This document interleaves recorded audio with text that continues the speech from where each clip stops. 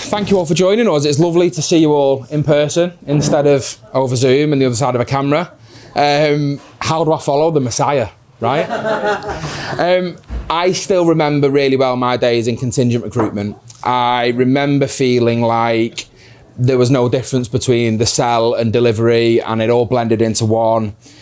It seemed like I took a job on, I stuck it on a job board, I waited for CVs to come in and I emailed them across. You've probably all been through the same thing as well. But it never felt right. I never felt like I was doing right by my clients. I never felt like I was treating them in the way that I'd want to be treated. And I just felt like I could do a much better job. We've all worked on that no-win, no-fee basis, and we know the challenges that come with that. So I did the course 4.5 years ago, as many of you know. And the first thing I learned was how to secure my work on a retained basis. Learned how to sell it properly from Louise. But it was back then, and it still is so important that ultimately we go on to deliver, and we deliver well. And I had to be able to execute on what I'd sold to my customers. Now, I know what you're all thinking. Jordan, surely a god of recruitment like you had no problem with delivery. I'm joking, I don't know why you're laughing. Not the case. Yeah, I struggled. It didn't come naturally to me. I made mistakes. And in fact, I vividly remember a moment where my managing director at the time pulled Louise and said, Louise, Jordan has to stop selling retainers because he can't deliver on them. I took it really well, like an absolute champ. Yeah, so when I handed my notice in a few weeks later and started my new job, I knew the importance of delivery. I knew how important it was that I went on to deliver on everything that I sold on. But I made mistakes. Yeah, it wasn't a straightforward path. And finally, though, I had the opportunity to do a proper job. I was working for a search business, I was working in retained partnerships, and I was finally able to look after my clients in the best way. But I learned the hard way in many situations and in many circumstances by making mistakes. But it made me a better recruiter, and our hope through the course and through days like today, through the Q&As that we see you on every week, is that we can share those experiences with you and let you learn the lessons without learning in the hard way and being bitten on the arse like I was. Delivery isn't easy. In my opinion, it's probably harder than the sell in many occasions. But there were some common mistakes that I made straight from the off that made it even more challenging. The first mistake that I made, I think, was more of a generic one. It was a lack of understanding of what does delivery mean.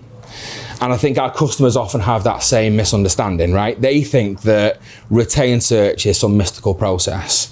And it means all of a sudden now, because they've paid us a commencement fee, we can produce people that don't exist and we can pull rabbits out of hats. And it's not the case, but I thought it was the case at the start too. I thought that my job was to find our customers the perfect candidate. But often the perfect candidate doesn't exist.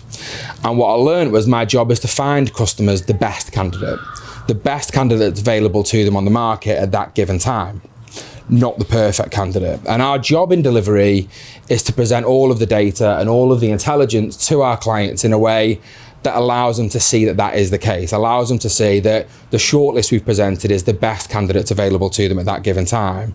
It makes the picture clearer for them, and it allows them, importantly, to make informed decisions as we progress through the process. I didn't do that at the start. I carried on searching for the perfect candidate, always thinking there was a better candidate out there. And that left me several times in situations where I was working on roles and I felt like I had a noose around my neck. Yeah, we've all had those roles that they go on for months and months and months, and it's like there's no end in sight.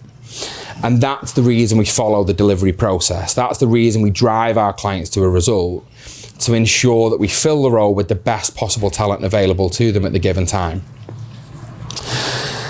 The second mistake I made is a big one, and I made it several times before I realised it was biting me in the arse. 2 words: steering calls. Yeah, how often do we talk about steering calls on the Q&As? I can't stress enough the importance of steering calls in the delivery process. And I mainly fell into the trap on tougher roles, harder to fill roles where the search wasn't progressing in the way that I'd want. It was tough. I wasn't finding enough candidates, or the candidates weren't coming back to me. I spent 2 nights not sleeping, thinking, oh my God, I've got that steering call on Wednesday. What the hell am I going to say to them? And then like a gift from the gods, I got that email from the client saying, I'm dead sorry, Jordan, I can't make the steering call. Can we push it back to next week? And I've never typed yes so fast in my life, yeah? But it's one of the biggest mistakes you can make, yeah? And it will bite you on the arse down the road every single time, yeah? The steering calls are for your benefit. They're not for the client's benefit. They allow you to keep control. They allow you to re-steer the search and ensure that you're driving them to a result at all times. They're obligatory. If your client cannot attend steering calls or does not attend steering calls, the search goes on hold. The final mistake I made, and it pains me to say this, was my MD that told me I shouldn't sell if I couldn't deliver was probably right. Not about me necessarily, but in general, as a rule of thumb. I went and sold lots of retainers without thinking about could I deliver them or not in the early days. And we see some recruiters, they don't want to work on a retained basis because they don't like the commitment that comes with it. They don't like that they have to commit in return to the client. But in my experience, the only time I haven't liked that commitment is when I haven't been confident that I can deliver. And I've been there, I've done it, and it ends in tears every time when you sell a retained search on a role you're not confident you can deliver on. The only caveat to that is I think all roles are fillable. I don't think there's anything you can't deliver on, but it needs the client to be receptive to feedback and to be able to flex the parameters. Lots of things go into making that happen, right? So it's important to understand your client's needs, yeah? Position the retained solution right and then deliver with absolute commitment all of the time. And I can assure you, if you do that, if you deliver, your customers will come back to you and work on a retained basis every single time. But I know how tough it is out there. I know it's job rich and it's candidate short in so many markets. And that's going to bring challenges.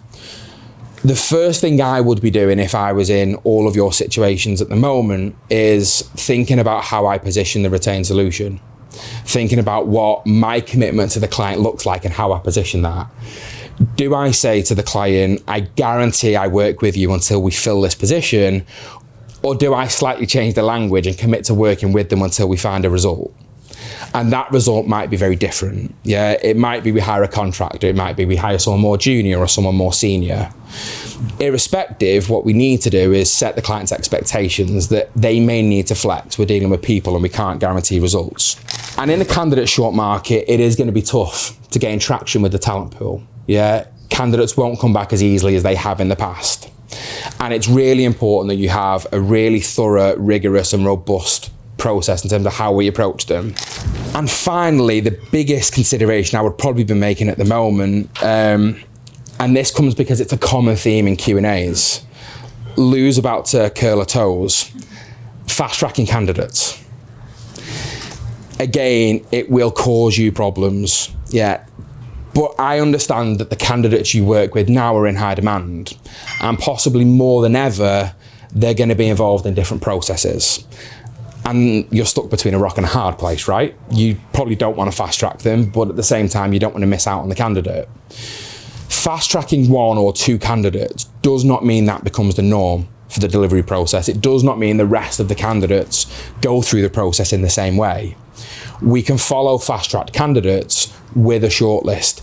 If the client interviews the fast-track candidate and loves them, fantastic, we're all happy, everyone wins. But if they don't, they then have a full shortlist delivered, which allows them to compare and contrast. It's no wonder when we fast-track candidates and we feed them through as we go, we get into a position where clients think there's just this never-ending stream of talent, they don't know what good looks like. So it's really important that we stick to our guns and we deliver talent in the right way. So we will be delighted to answer any questions that you've got in the exact same way we do the Q&As every week. Doesn't matter how short or how long they are, how easy or how tough they are. Give me the easy ones. Dave, Lou, you can do the hard ones. So yeah, has anybody got any questions? What can we help you all with? You mentioned about the fast tracking of candidates. I get what you say, it does make sense. In an ideal world, it's a smooth process, and you get your shortlist and go from there. But obviously, the way the market is at the moment, good candidates are just getting snapped up the following day. So you have to fast track to a certain extent. I mean, you know, how do you get around that? There must be a happy medium there. Yeah, there is. There are certain candidates you will have to fast track. Yeah, I mean, it's really important you ask the right questions with the candidate at the front end, right? And you qualify the candidate in the same way that we do a client, understanding what they've got going on, how urgent it is, what timescales they're working to. We need to know the candidate inside and out, back to front. And if we're going to lose the candidate, I would feed them through. But only, in my opinion, if they are a rock star. If they're someone that I say, I think they could be the one, then I'm going to feed them through.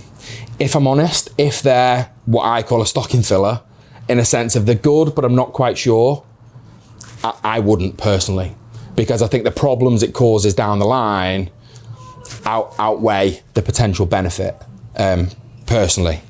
Don't know what you think, Dave, on that.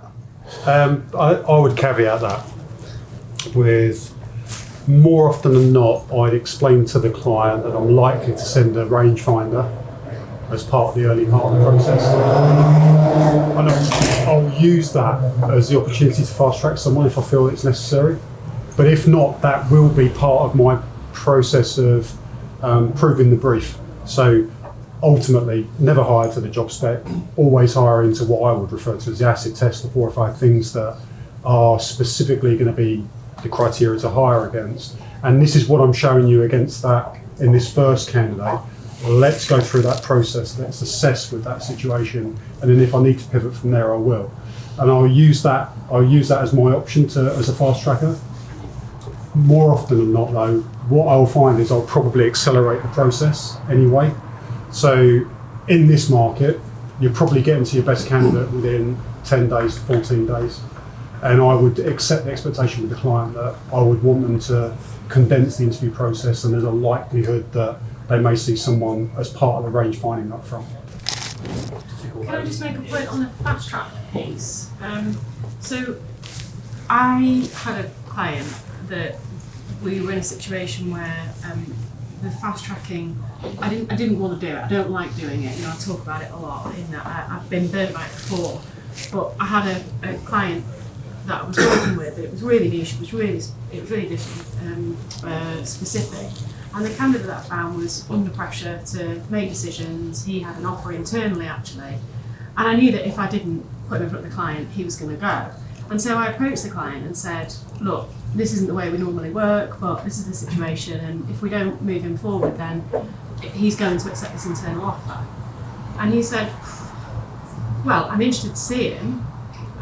What would be the process? I said, well, I can bring him, to you to see him. But the problem is that you're going to be in a situation where you're going to have to make a decision based on seeing just one candidate, and you'll have to make that decision, because otherwise there's no point you wasting your time seeing them, and there's no point you wasting his time seeing them. So are you comfortable to make the decision based on seeing that one candidate? And he said no. So we let him go. So at least you gave him the option. Yeah. But if I hadn't have told him that, then he would have said, yeah, feed him through. Would you like me to feed him through? Yeah, sure, I'll see him. I think it's about, if you make them realise the position that they're then going to be in, and make them realise that there might not be anybody else. Yeah.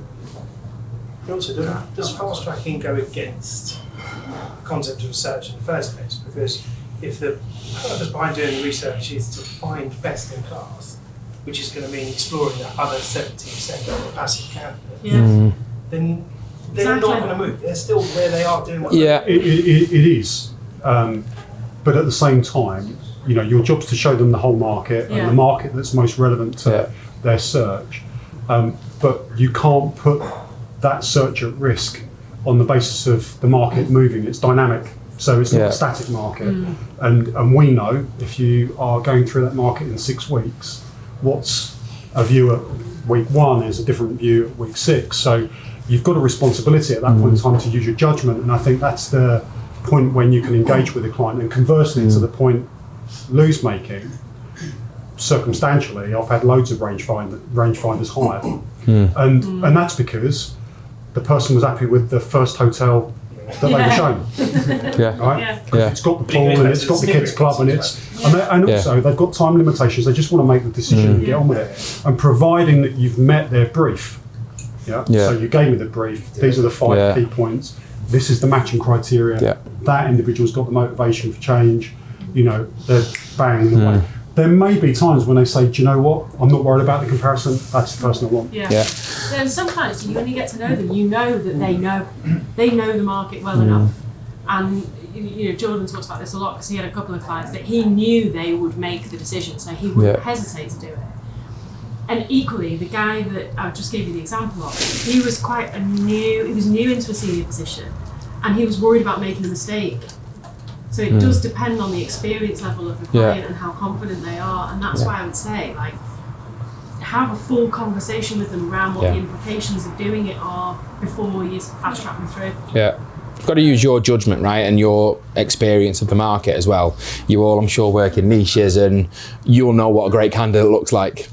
Yeah, and whether it's someone that they can make that decision on fast. Because I do a lot of international and quite a lot of kind of just relocating between countries. Had a candidate that was like the whole way through, like really engaged, like really wanted the opportunity. When it came to it, offered him the job, and he kind of, anyway, he just went quiet, and he ended up actually withdrawing. He said due to salary, but my gut feeling was it were cold feet actually about the move.